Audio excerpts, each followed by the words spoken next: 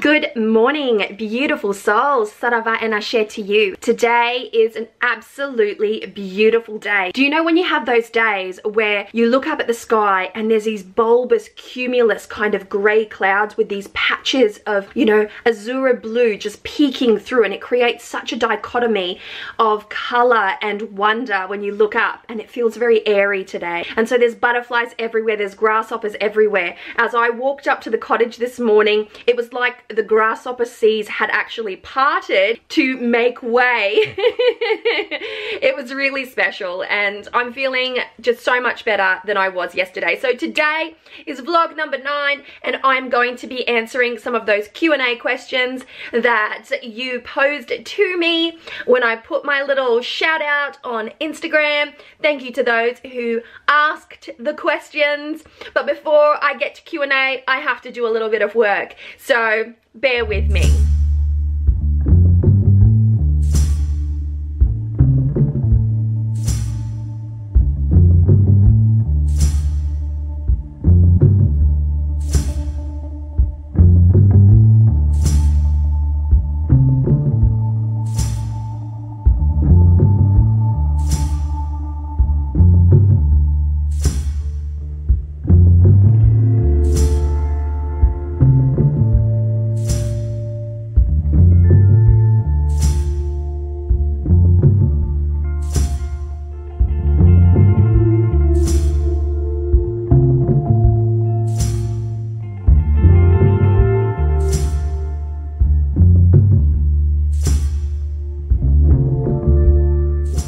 So I just did a massive New Year reading for a client, and I'm blown away by the number of, wow, by the sheer number of major arcana cards that she has. You know, when you have those anomaly style readings and they really stand out and you're like, whew, this is unique. This is different. I mean, you always get a couple. Sometimes you just get none.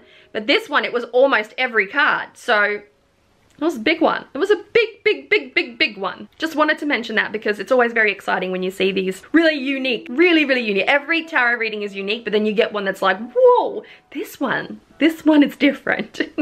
Okay, beautiful souls, it is that time. We are finally going to be doing a Q&A here on my channel.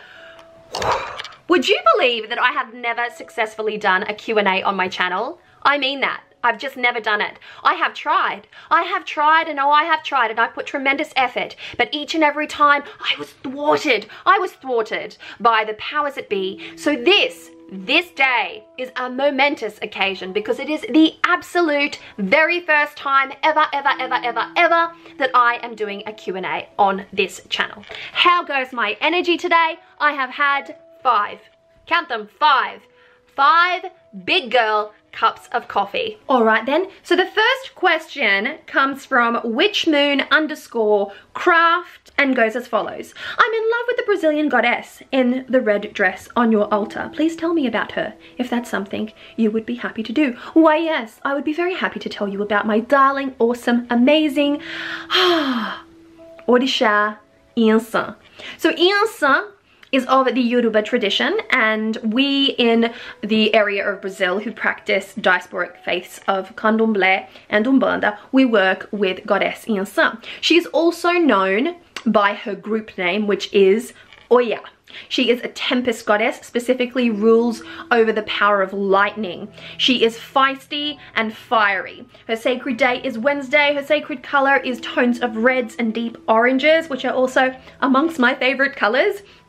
And she is one of the wives of Ogun, and she shares Ogun in part with Oshun. So there is much to know about her, honestly, and it's well worth exploring. Her myth is different depending on the culture that is writing said myth, but she is a formidable force, indeed a force to be reckoned. So it's now lunchtime, so I'm gonna take the kids down for a little snack, but I wanted to address the next question, which comes from Suni4U247.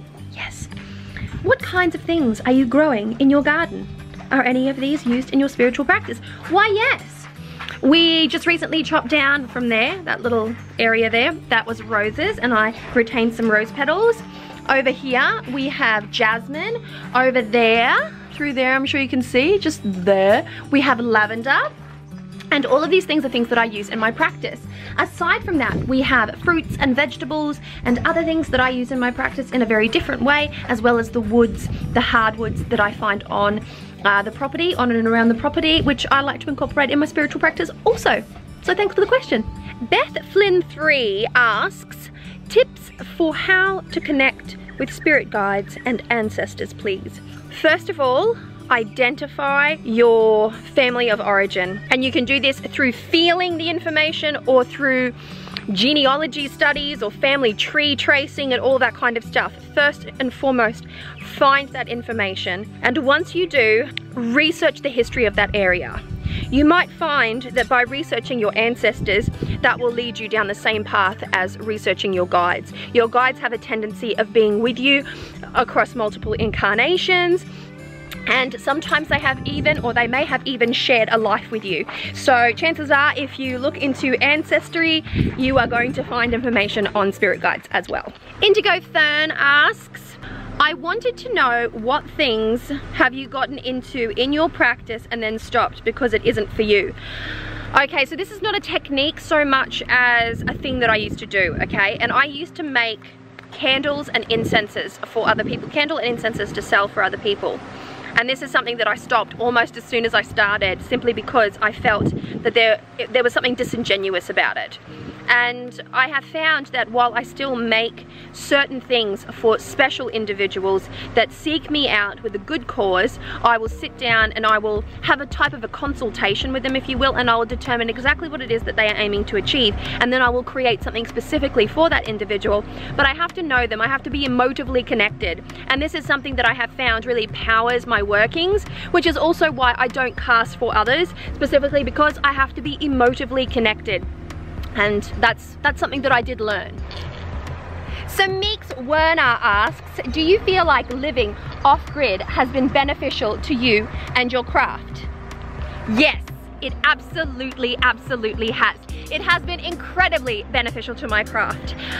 Connecting with the earth, with the biosphere, learning about new and unique animals to me, that is, new and unique plants to me, you know, integrating into new seasons, living so closely with the land, showering, bathing, drinking rainwater, and warming myself by a fire has all led to such a interesting uncovering of unique and just incredible energies for me to work with. And so I'm at this point in time extraordinarily inspired, because of off-grid living, to connect with spirits of land, and that is something that I haven't done since I've lived in Brazil. So super duper excited. Thanks for that question.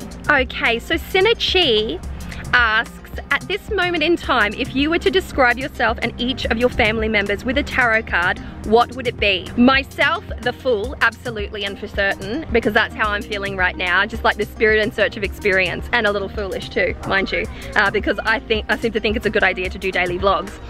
My husband, King of Pentacles for certain, with a dash of reverse King of Cups for his like sneaky, bitey, sultry, Scorpion side. Savannah would definitely be the Three of Cups right now. Serenity, she's going through a raging and exploring sort of a phase, so I would give her the title of the Emperor, absolutely. And Caspian, he's definitely in that frame of mind of, say, oh, he's Five of Wands, competitive, outgoing, feisty, like he really just likes, he's got a lot of gusto, that one, and a lot of frustration at the same time. My father has and will always be the King of Swords. So that's my immediate family, and I think it would take me too long to cover the rest of my family because I come from quite a big family. Okay, McDonald 484 asks, how do you interpret magic in your daily practice? Example, do you enchant your skin creams? Do you use herbs in the shower? Do you put crystals in the garden? Would love to know. Yes, I do all of those things. I mark and bless my food before I eat it. I absolutely try to pour, you know, essential oils and extra herbs into everything that I make, as far as food, drink, and skincare products as well. I also like to embed crystals, as in talismans, into my natural landscape, so into my gardens. And you know, I like to put sigils underneath my computers and my you know, what do you call it, keypads or keyboards, just to keep me in a state of creation and flow. And you know, crystal grid things, and make sure that my kids have selenite in their pillows, and just, you know, make sure that I bless the water that we drink. And yeah, I do all sorts of things. I really go for it, like super amounts of go for it. Okay, the next question is from Cassian _. Is tarot possible without a belief in predestiny? It absolutely is. You can use tarot in many different ways. These do not have to be used in fortune telling manners. It can be life mapping, it can be shadow work, it can be any type of reading. You don't have to approach tarot as a fortune teller. It doesn't have to be a predestiny type of thing. It doesn't have to be anything like that unless you want it to be. The tool of tarot is something that can be applied in so many different ways. It can be utilized in so many different ways, and no matter what your belief system or framework, you can make the tarot work for you and fit your personal ethos. So there you have it. Dark Ocean Rose has asked, what music makes you feel most witchy and powerful? I have a very wide and varied taste in music. I like everything from your tribal beats to sonic types of, you know, ambience type of music, or spiritual music, like I would say crystal singing bowls and Tibetan meditation bowls. And then I love R&B. I really love the rhythm of R&B, and I love anything with a good bass and a good rhythm, in short. That's what gets me going. I would like to add to that by saying that if you've ever seen the King Arthur movie, the most recent one with Charlie Hunnam, then there is a Nightshade song in that movie that just like, it gets me every time. Nicole I. McLean asks, can you talk to your experience of coven work versus solo magic? Pros and cons kind of thing. I surely can. And I could potentially make a whole entire video on this. But I do believe, first and foremost, there is a huge misconception about covens, and that is that the moment you become a coven witch, there goes your solitary witch status. And nothing could be further from the truth, at least in my own personal opinion. And what I mean by that is, yes, as a coven, you get together and you practice incredible magic. The more people you have that you trust and love, and that are present and grounded and centered in sacred space, all focused on the same goal, the more powerful your magic is. But then, when you step away from that coven ritual day, night, time, whatever it is that you would like to call it, you go home to your own personal space, and there is the moment that you are a solo witch. You're a solo practitioner of witchcraft. And in my time as being a part of as many covens as I have been, I have never once completely released my solo witch practice. And that is something that I think is not said quite enough, but I absolutely love the coven environment when it's a really great coven with like-minded people, with grounded mentalities and mutual respect. There is something so absolutely magnificent about coven work, and likewise there is so much to being a solitary practitioner. You have independence as a solitary practitioner. You don't have anyone to answer to. Not that I've ever had to answer to a coven. It's not that way inclined. It's more that when you are a solitary practitioner, you can do what you like all of the time. And you run the show, and it's all yours, and no one gets a say, no one gets a look in, and you know, that's wonderful. But at the same time, I'm the type of person that I sometimes need to be made accountable. I sometimes need to be motivated and inspired, and I always get that in a good coven environment. I find that my growth from a spiritual perspective is far greater in a coven than it is as a solitary practitioner, and I have been predominantly solitary for probably longer than I have been in a coven, or maybe it's equal. Maybe it's equal, I don't know. But I can speak to both in positives and negatives, and I can honestly say that just for the person that I am, community means a lot to me, and as such I prefer to be in a coven. So there's that. Nicole I. McLean also asks a second question, and that is, how do you share your magic with your little ones and your partner?